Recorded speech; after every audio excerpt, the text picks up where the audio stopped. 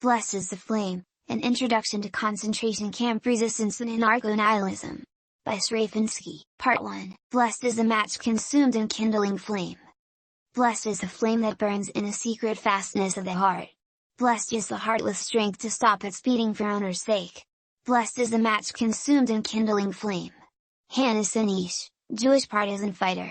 And may the flame that burns inside us burn everything around us. Panagiotis Argyru, proud member of the conspiracy of cells of fire. Introduction. We are being led to our slaughter. This has been theorized in 1,000 ways, described in environmental, social, and political terms. It has been prophesied, abstracted, and narrated in real time, and still we are unsure of what to do with it. The underlying point is that the progress of society has nothing to offer us and everything to take away. Often it feels like we are giving it away without a fight, when we sell our time for money, allow our passions to be commodified, invest ourselves in the betterment of society, or sustain ourselves on the spoils of ecological destruction. We openly, though not consensually, participate in our own destruction. The question hangs in an ethereal and ghastly voice: why do you let yourselves be led to the slaughter like sheep? As Hermann Langbein addresses in Against All Hope, Resistance in the Nazi concentration camps, the survivors of those most explicit of human slaughterhouses have been plagued by that question for decades, to which some have simply replied, we didn't. What can stories of resistance inside of the Nazi concentration camps teach us about our own situations? How can we relate to the resistance of those immersed in the most frightful and hopeless struggle the world has ever witnessed? Underneath the ubiquitous sheep to the slaughter metaphor is buried a profound historical possibility. Wherever the Nazis sought to impose domination and violence, people resisted. Behind the images of people wearing armbands, boarding trains, and walking placidly into gas chambers, lies a rich history of recalcitrance and insurrection. Inside of the Nazi concentration camps, places meticulously designed to subjugate and exterminate human beings, people organized, conspired, sabotaged, and reflexively fought back against their oppressors. Though there are certainly lessons to be taken from World War II about the potential for whole populations to be rendered docile, there are also lessons about what it means to defy pacification in extraordinarily bleak circumstances. When we forget these kinds of stories, we forget about our own capacities for resistance. This text is about telling those stories and letting them become part of our own struggles. A different approach. We have already been led to our slaughter. It is all around us. The world in which we exist is a protracted death, a sort of economically sustained limbo in which hearts are permitted to beat only to the extent that they can facilitate the upward stream of capital. The plague of domestication has reached into every wild space, and the lines of colonization have crossed us more times than we can count. Every unproductive aspect of the biosphere has been flagged for eradication, from the beam-trawled ocean floors to the dynamited reefs to the hollowed-out mountains. The highest calibers of technology are locked into a perpetual killing spree, chugging along in a monotonous rhythm of death. We who still have air in our lungs are the living dead, and struggle daily to remember what it feels like to be alive, holding tightly to the desire for wildness that the misery of a paycheck cannot allay. We roam the desolate architecture of our slaughterhouses, the prison of civilization we live in, like ghosts who feel but cannot quite understand the vapidity of our existence. To borrow some apt phrases from the conspiracy of cells of fire, CCF, we have become thoroughly integrated into a system that crushes us on a daily basis, that controls our thoughts and our desires through screens and teaches us how to be happy slaves while letting us consider ourselves free because we can vote and consume, and all the while, we, like cheerful Sisyphus, are still carrying our slavery stone and think this is life. As an American Iraq War veteran turned strategy consultant wrote in the New York Times in 2013, the biggest problem we face is a philosophical one, understanding that this civilization is already dead. The extent to which we have internalized the rhythms, values, and stories of this civilization ties our future to this undead and all-devouring system? Then perhaps a better question might be, why are we continuously being led to our slaughter like sheep? To which many of us simply reply, we aren't. Anarcho-nihilism. A nihilist is a person who does not bow down to any authority, who does not accept any principle on faith, however much that principle may be revered. Ivan Turgenev. The anarcho-nihilist position is essentially that we are fucked. That the current manifestation of human society, civilization, Leviathan, industrial society, global capitalism, whatever, is beyond salvation, and so our response to it should be one of unmitigated hostility. There are no demands to be made, no utopic visions to be upheld, no political programs to be followed. The path of resistance is one of pure negation. In short, that conditions in the social organization are so bad as to make destruction desirable for its own sake, independent of any constructive program or possibility. Aragorn traces the history of nihilism to 19th century Russia, where the suffocating environment of Tsarism created a breeding ground for a purely negative strain of socialism. What started as a philosophical rejection of conventional morality and aesthetics laid the groundwork for a youth-driven counterculture of hedonism, communalism, and proto-hipster fashion. This eventually birthed a revolutionary force that sought the absolute destruction of state traditions, social order, and classes in Russia, not as part of a program for social change, but based on a deeply held belief that destruction was worthwhile for its own sake. Though Russian nihilism was eventually squashed by the state, the ideas spread and have recently seen a resurgence within anarchist currents. After 2 centuries of failed revolutions, nihilism has perhaps become even more disinterested in conventional socialist programs and radical milieus. It has also been armed with decades of anarchist and post-structuralist theory that have helped to cultivate its critiques of domination, meta-narratives, teleological structures, gender, and civilization as a whole. Streams of communiques from anarcho-nihilist groups detailing incendiary actions have been backed by a surge of publications exploring nihilist approaches to the problem of domination in today's world, both of which have led to, occasionally useful, lines of dialogue between nihilists and other anarchists. Though some strains of nihilism certainly arrive at a place of paralysis, the strain that glides with anarchism tends to be one of explosive creativity and relentless action. On the path of negation, anarcho-nihilism spurns positive programs for social change, challenges dominant modes of time, and discovers a tactical freedom by disregarding inherited moralities and political traditions, among other positions. Collision: we are anarchists not by Bakunin or the CNT, but by our grandmothers. Juliette Paredes. I began thinking about this text in Toronto, where my 93-year-old grandmother lives on the 7th floor of a high-rise apartment overlooking Highway 401. Standing at the floor-to-ceiling windows in her kitchen, the horizon is swallowed by 12 lanes of concrete and an endless river of traffic, equal parts terrifying and hypnotic. How many gruesome stories are written into this one landscape? The concrete road tells the story of the colonization of Turtle Island. The commuter traffic tells the story of mass domestication under the rhythms of capitalism. The billowing smog tells the story of the future that's almost too frightening to believe. Drinking tea quietly, my grandmother is clearly unfazed by this ominous procession. It is the world she now knows and accepts. In the previous chapter of her life she confronted and survives a very different infrastructure of death. As a young adult, the bunkers, factories, and crematorium of Auschwitz defined nearly a year of her life. Her experiences of the Nazi Holocaust sit close with me as I look out over this glowing ribbon of death and wrestle with the ideas of nihilism. To what extent do I remain attached to this society that I despise? What would it mean to sever those attachments? If this were Nazi Germany expanding out before me, how would I live my life? What if I were in my grandmother's position in 1943? What does it mean to resist against such a catastrophically extensive and overwhelming system?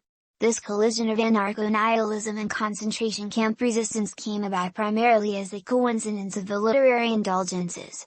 At the same time as I poured my way through Boredom, a queer nihilist journal, still one of the best nihilist texts I've encountered, I also stumbled upon my first memoir of resistance from the Warsaw Ghetto.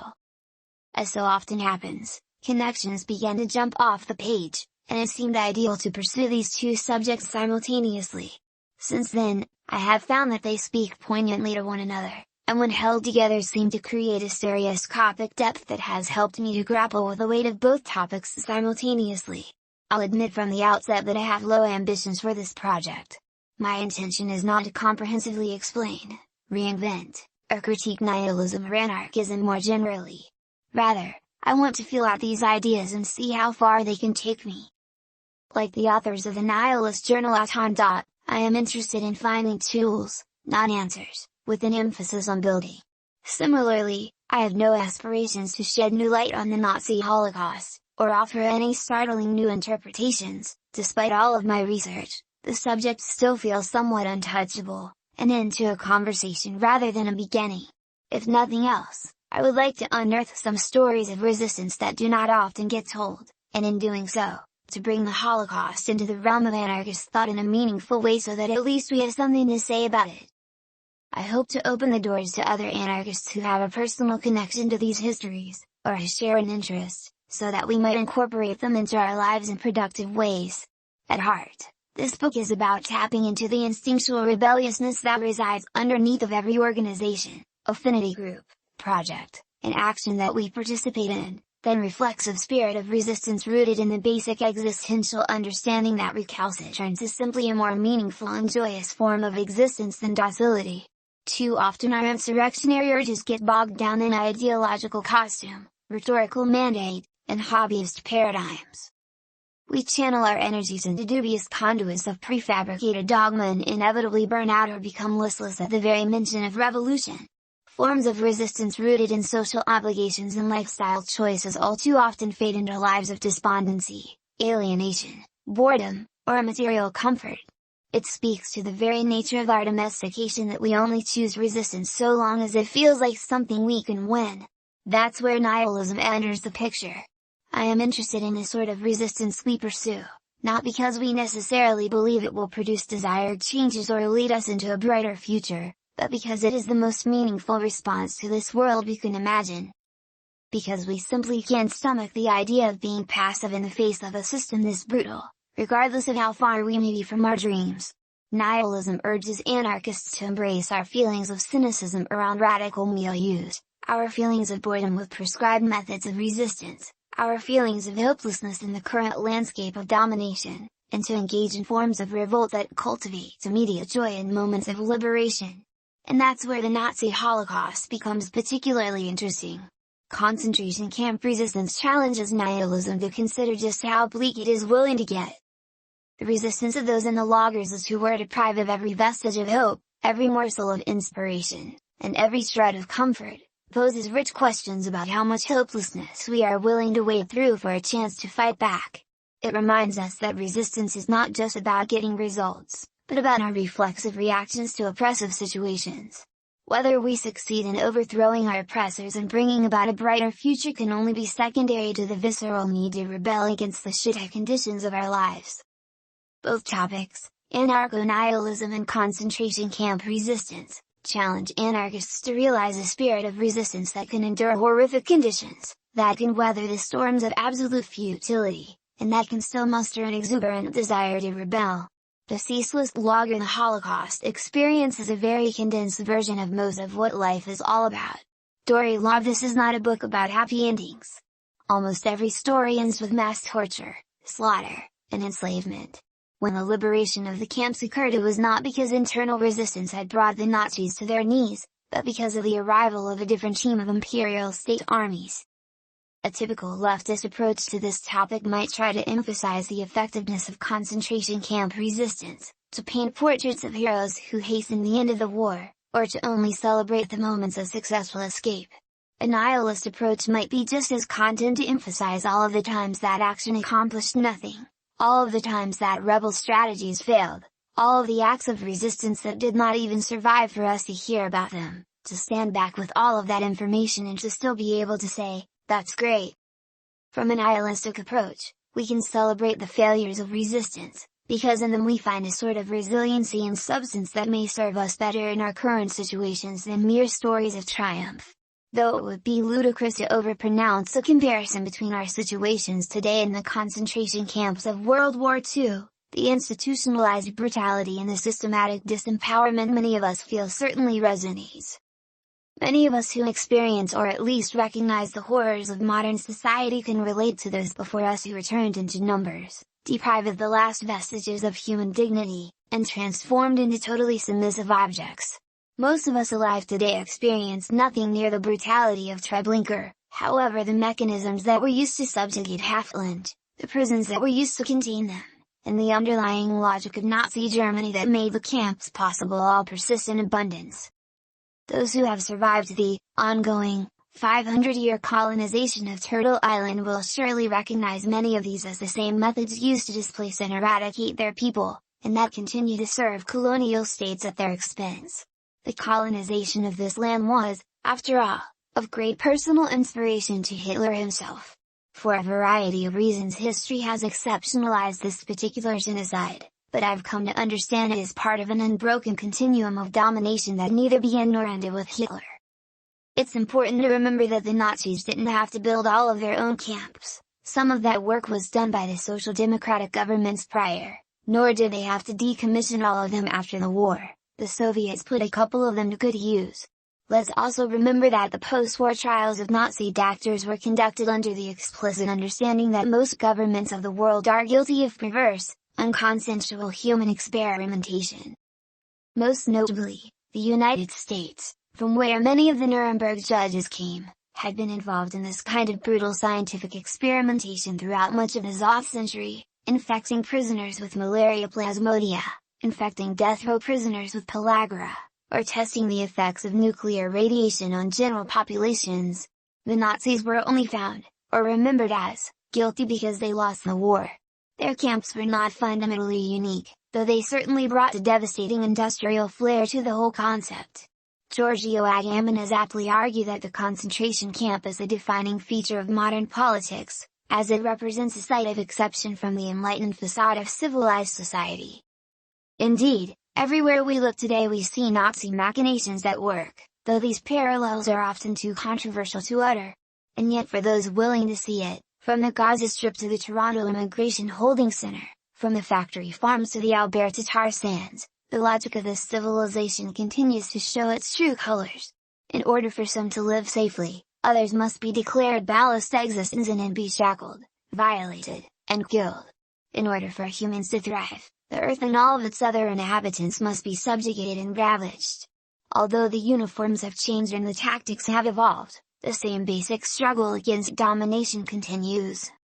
The phrase "never again," repeated often by victims and descendants of the Nazi Holocaust, rings more and more hollow with every passing moment. Introduction to concentration camp resistance. Nobody knows themselves.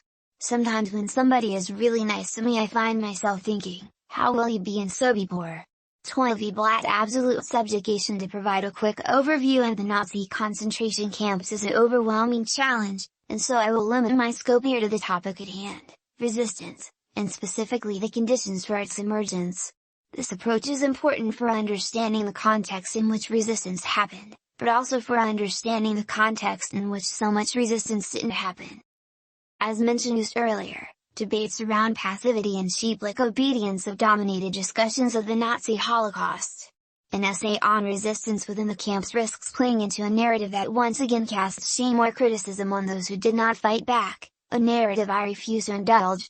Of those who were able to survive abduction, transport, and arrival in the camps, a deftly designed universe of extreme demoralization, physical duress, and social alienation awaited him. The camps were designed to break the will of the inmate, to shatter the adversary's capacity to resist, and as one survivor of Auschwitz wrote, it would have been impossible to create worse conditions for resistance, a more perverse and brutal system. The camps were so ordered against resistance that merely to lift one's hand in defense of an incoming blow was considered a grievous act of defiance, worthy of torturous execution. Nazi methodology was deftly crafted to reduce humans to sheep-like creatures, an experiment most explicitly pursued in their laboratories where scientists busied themselves with the task of physically rendering Jews into a race of sterile, animal-like creatures who would be adapted solely for work. Though these experiments largely failed, with grisly results, the broader experiment in the camps of creating the conditions for absolute subjugation was disturbingly successful. So successful were these techniques that even in the most aggravating circumstances imaginable, people often found themselves totally incapable of resistance. The totality of this subjugation is conveyed in the crushing testimonies of those who experienced it. Auschwitz survivor Elie Wiesel listened to his own father cry out for him while being beaten to death, yet was unable to muster a response. Philipp Muller painfully watched as 4,000 Auschwitz inmates knowingly walked into the gas chambers despite the prolonged efforts of some to agitate them into resistance. Tadeusz Borowski recalls working alongside 10,000 workers when a truck full of naked women slowly rolled by calling out for help. "Save us! We are going to the gas chambers! Save us!" Not one of us made a move, not one of us lifted a hand. These testimonies are powerful gestures towards the depravity of the concentration universe and the extent to which it violently precluded the potential for defiance. These are not stories of individual passivity, they are stories of systematic disempowerment. Precluding resistance perhaps more than anything else, the physical conditions of the loggers played a role in the suppression of defiance. An exploitation of this sort could be long and brutal, but suffice it to say that being kept forever on the brink of starvation, worked beyond the capacities of the human body, exposed daily to wanton acts of cruelty, subjected year-round to elemental onslaught, and being perpetually enveloped in pestilence and disease, has the capacity to turn human bodies into emaciated shells devoid of willpower or physical strength. Throughout survivor testimonies, starvation is the most frequently cited obstacle to resistance. One survivor of the Warsaw Ghetto, Mark Edelman, annoyed with perpetual questions about the passivity of those who boarded trains bound for death camps, explained to his interviewer, "Listen. Do you have any idea what bread meant at the time in the ghetto? Because if you don't, you will never understand how thousands of people could voluntarily come for the bread and go onto the camp at Treblinka. Nobody has understood thus far." Vera Laska, a survivor of Auschwitz and editor of Women in the Resistance and in the Holocaust, reflects on the significance of bread in the camps. "I have seen with my own eyes in Auschwitz an SS man enter the barracks of 1,450 women, throw chunks of bread into their midst and then step back in a fit of laughter as hundreds of women pushed and shoved, clawed and fought for the crumbs. Within minutes, 3 women were trampled to death and dozens injured." Though we may recoil learning about situations like this, most of us will never really know what it feels like to be so systematically deprived of food, thus our exploration of this topic must always be guided by the deepest humility for the hunger that we can read about but never truly know. Another central aspect of the camps that devastated potential for resistance was the Nazi strategy of cultivating social alienation, intended to reduce all inmates to monads. By creating conditions that demanded brute self-interest, where groups and individuals were pitted against each other for scraps of privilege, where the pain of isolation was preferable to the weight of empathy, the Nazis were able to preclude the capacity for solidarity, and thus the capacity for much resistance. One of the primary tools in this endeavor was a deeply divisive social structure that pitted inmates against each other. Upon entry into the camps, inmates were put into an identity category demarcated by a colored triangle, Winkel, that would henceforth impact every moment of their existence.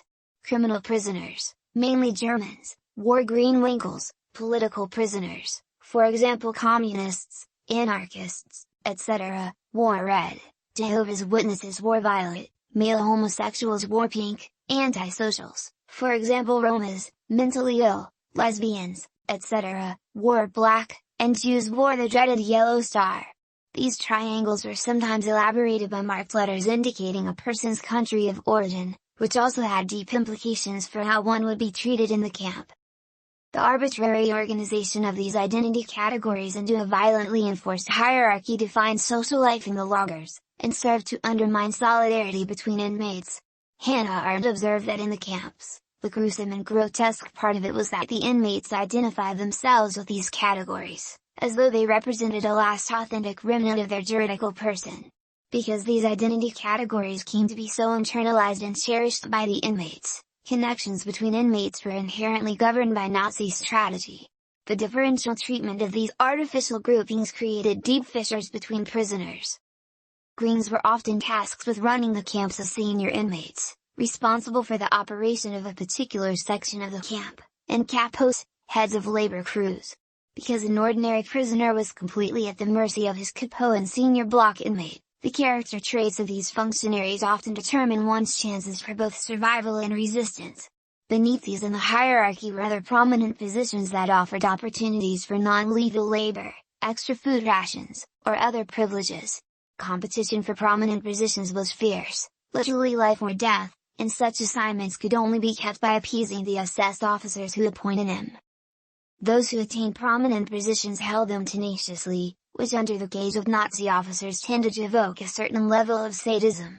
Overall, The internal hierarchy of the camp fostered an atmosphere of brutal mistrust, competition, and resentment. Newcomers were usually met with outright hostility by fellow inmates, alongside the physical and verbal abuse of the guards. Primo Levi describes how debilitating his first encounter with this atmosphere of prisoner hostility was. This brusque revelation, which became manifest from the very first hours of imprisonment, was so harsh as to cause the immediate collapse of one's capacity to resist. While some echelons of the social hierarchy had hopes of survival and/or upward mobility, others had none. Across the entire system of camps it was universally true that Jews held the lowest rung. For them there were generally no prominent positions available or privileges to be earned. For them there was only death and the hostility and resentment of those around them for the space they occupied, the food they consumed, and the hopelessness they represented. As Joseph Garlinsky describes the Jew situation in Auschwitz, their short and short lives within the camps combined with their multilingual, multinational makeup as a group, limited any possibility of clandestine work among them, and decreased the chances of their forming a strong underground group in the camp. Russians generally occupied the second lowest rung of the camp, and in situations where they weren't immediately killed, were rarely able to gain prominent positions or form lasting networks. Men marked with a pink triangle were often the subject of sexual violence, and thus occupied their own unique and vicious echelon of the camp hierarchy. To even speak with a pink was a risky affair, which meant they faced an added layer of isolation. Thus we can begin to see that enormous disparity existed in the privilege of different inmates, and it had substantial implications for the capacity and willingness of different prisoners to resist. These assaults on the body and mind were combined with a relentless war on the spirit. Demoralization was a daily responsibility of the capos and the SS, who used humiliation, misinformation, and extreme isolation to obliterate any sense of agency. The Nazis intentionally crafted a universe that was severed from the rest of the world and that was deeply shrouded in the myth of the Thousand-Year Reich. To even speak about the war in some camps was a grievous crime, and so Nazi propaganda about the Blitzkrieg, lightning-fast war, reigned supreme. Inmates had no reliable reason to believe that anyone knew where they were, that anyone was coming to help, or that anyone would ever find out what had happened to them in these terrible places. We should always remember the Nazis in fact came astonishingly close to covering up many aspects of their extermination project, and it is only because of the committed work of rebellious inmates that the world learned details of what transpired in the camps. Organizers quickly learned that people are more likely to transcend themselves if they know that the public will be informed of their actions, and as a result, establishing lines of communication with the outside world was often a central priority.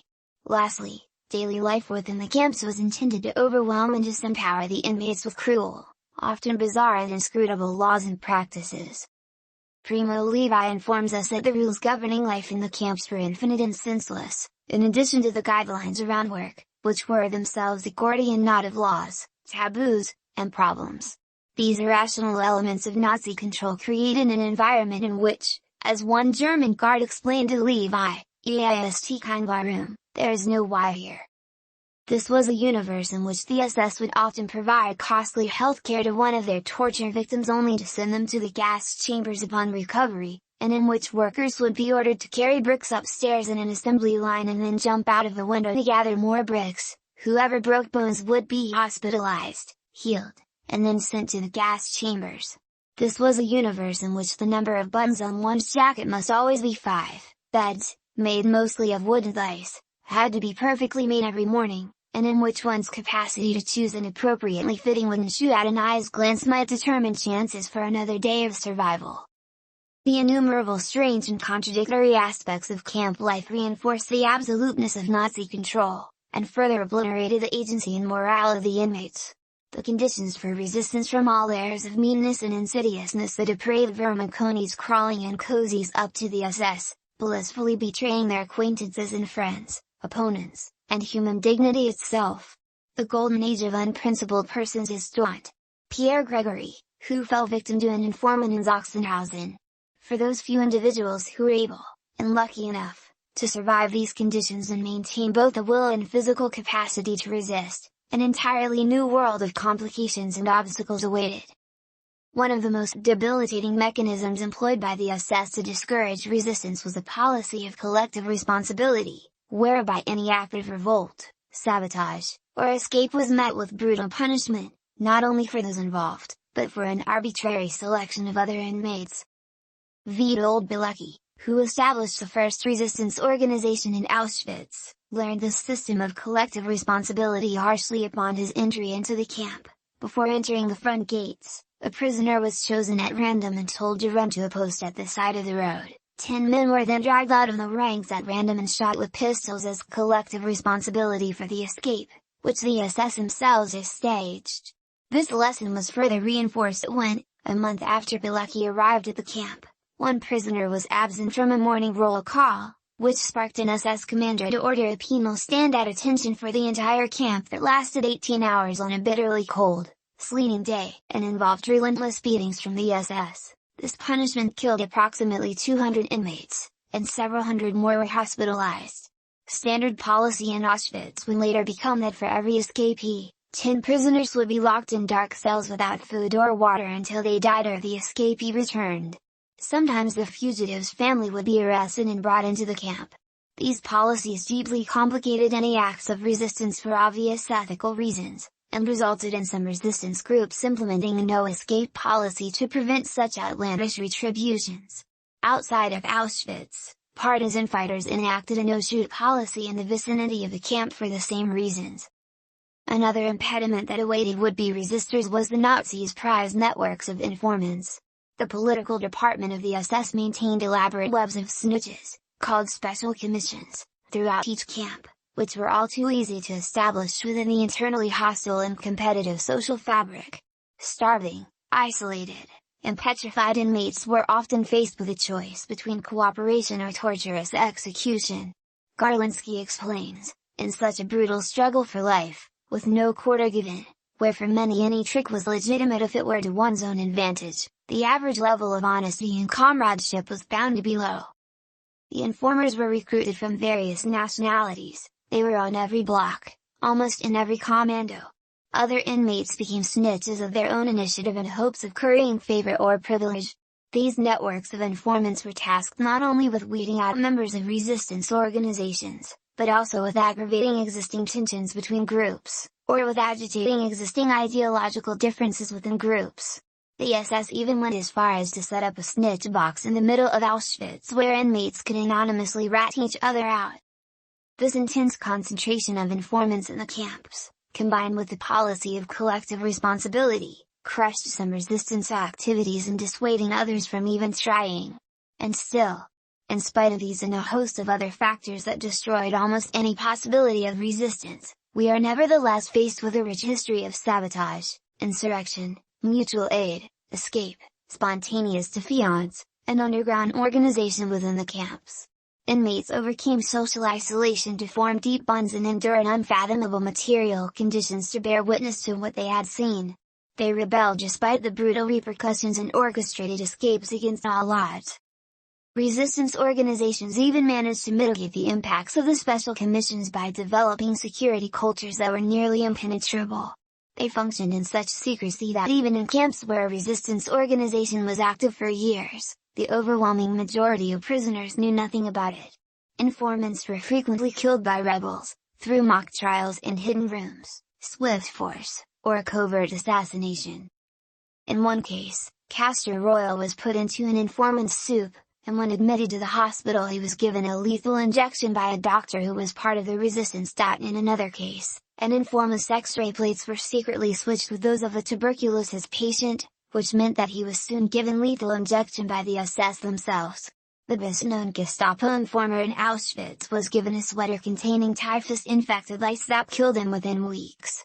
Sometimes the organizations were able to use social manipulation to have the informant stripped of their privileges and removed from the special commissions. In Auschwitz, resistors quickly gained access to the snitch box by making an imprint of the key on a loaf of bread and forging a replica, allowing them to manipulate what information the SS had access to and to uncover informants in their midst. And, despite the most brutal torture methods employed by the SS, members of the resistance seem to have rarely snitched on each other after being caught. Phrases such as "however, he gave no one away," and "the interrogation proved fruitless" are repeated frequently throughout the literature. Rather than dwell on the question of passivity during the Holocaust, I am inclined to celebrate the fact that any resistance happened at all.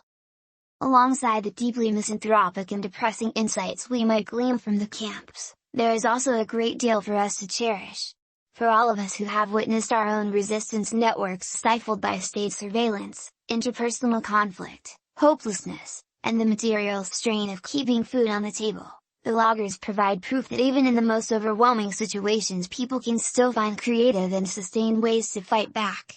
Just as halflings were marked with badges to create artificial echelons within the camps, we too carry badges of imposed social division in such forms as gender, race, and class that function to keep us squabbling over scraps. That people were able to overcome those violently imposed divisions and move beyond struggles for better representation within the camp hierarchy should speak volumes to our own lives.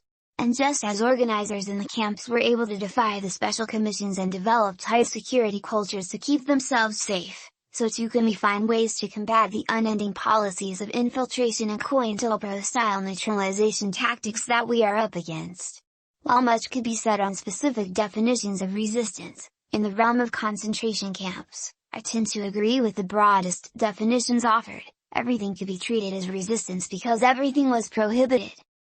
Any activity which created the impression that the prisoner had retained some of his former personality and individuality was an act of resistance. Activities such as mutual aid, individual escape, charity, friendship, medical aid, cultural contributions, religious gatherings, education, sports, music, etc., refusal of work, saving lives, and communication with the outside world all represent invaluable acts of resistance in a situation that fostered selfishness and subjugation. Rochelle Seidel, in her book The Jewish Women of Ravensbrück concentration camp, spends 5 pages discussing the importance of sharing recipes as a clandestine activity, and another 3 pages discussing the importance of poetry and song, forms of resistance that allowed inmates to persevere through unimaginable trauma. More than anything, to survive and to bear witness to the camps was perhaps the most significant act of resistance against a system that worked so fiendishly to cover its own tracks. Nevertheless, this text focuses on those acts that were geared towards the negation of the camps, rather than the innumerable efforts that allowed people, in one way or another, to survive them. In keeping with the anarcho-nihilist tendency, this essay is about those who attacked. In each of the following sections, one form of concentration camp resistance will be paired with an exploration of anarcho-nihilist ideas, acts of sabotage are paired with an introduction to nihilism and the concepts of negation and jouissance, spontaneous acts of resistance are paired with a discussion of time, and mass uprisings are paired with a critique of anarchist organizing. These pairings are meant to complement, though certainly not define, each other. I approached them as juxtapositions more than dialogues, though where relevant I have made space for cross-chatter between the two subjects. Once again, this project is intended as an introduction to 2 topics that I feel resonate very strongly, and is less focused on explicating those connections. In that spirit, my own analysis has largely taken a back seat to the task of untangling and organizing a wide range of materials on 2 difficult subjects. It is my hope that within each act of concentration camp resistance, we can find a simmering spirit of anarcho-nihilism and an opportunity to deepen our understanding of what it might mean for us to resist despite overwhelming feelings of futility. Sabotage and pure negation. Sabotage is like wine. Slogan among Polish women in Ravensbrück. Of all the methods of resistance employed by inmates of concentration camps throughout World War II, my favorite to read about are the relentless acts of sabotage that plagued Hitler's war efforts. While much of the work assigned to inmates early in the war was intended solely as punishment, for example moving bags of sand back and forth, after the spring of 1942, the camps became a prime source of slave labor for nearby factories that supplied Germany's army. Descriptions of the work that occurred within these factories paints a picture of an international circus of neglect, ineptitude, laziness, and outright stupidity, masks for what were in fact outrageously brave acts of sabotage against the Nazi war machine. Using a wide array of creative approaches, some more blunt than others, the inmates were able to botch their jobs, demonstrating to the Germans that slavery is simply not a reliable source of quality labor. Many of these acts were spontaneous, while others were part of organized campaigns. All were geared towards a pure negation of Nazism. Although sabotage certainly caused headaches for the Nazis and may have even hastened the end of the war, for halflings whose lives were dominated by a second-to-second battle for survival, these acts brought only a heightened level of danger and little personal hope of survival. It is not the outcome of the act, but the moment of action itself that speaks loudest here. For many, the opportunity to step outside of the role of victim for even a fleeting moment, the chance to hit back in whatever way possible, outweigh the risks of such actions. After providing a broad overview of some of the sabotage that took place, this book will take its first detailed look at anarcho-nihilism. The nihilist concepts of negation and jouissance resonate deeply with these acts of sabotage, offering a framework through which we might think about acts of resistance not as a means of liberation, but as acts of liberation in themselves. Like any act of resistance, sabotage within the camps and factories was an incredibly risky venture. The SS pursued a number of strategies to prevent and dissuade anything that would get in the way of seamless production and orderly labor lines. The crudest strategy was of course blunt violence. Anyone who even raised suspicions of sabotage was met with swift and brutal repercussions. In some situations, saboteurs pretended to be slow on the uptake and were spared their lives, though even well-feigned stupidity usually resulted in being beaten almost to death or being hung outside of the factory. On the other end of the spectrum, the Nazis experimented with premiums, petty benefits offered to inmates who showed high productivity. To aid in these anti-saboteur efforts, the political department developed intense networks of informants throughout the factories to expose and dissuade saboteurs, turning the factories into a jungle of stool pigeons and agent provocateurs that led to countless executions. When these tactics failed to produce the desired results, Hitler himself implemented a desperate measure that replicated the tactics of shared responsibility against his own valuable workforce, wherever production lines lagged to a suspicious degree, and wherever defective products were found in suspicious quantities, every 10th prisoner in that factory would be shot. Despite these bloody efforts, there were reports from practically all camps about acts of sabotage by inmates forced to work on the production of weapons, and it is certain that many acts went unrecorded. Flyers spread throughout occupied Europe with the phrase "work slow" tagged across an image of a turtle, while slogans were developed within camps to further spread this mentality, such as Buchenwald's, "Whoever works more slowly will reach peace more quickly," or Sachsenhausen's less catchy, "Work slowly, produce substandard articles, waste materials, cause machines to break down." In short, sabotage became an ingrained part of the work ethic of concentration camps.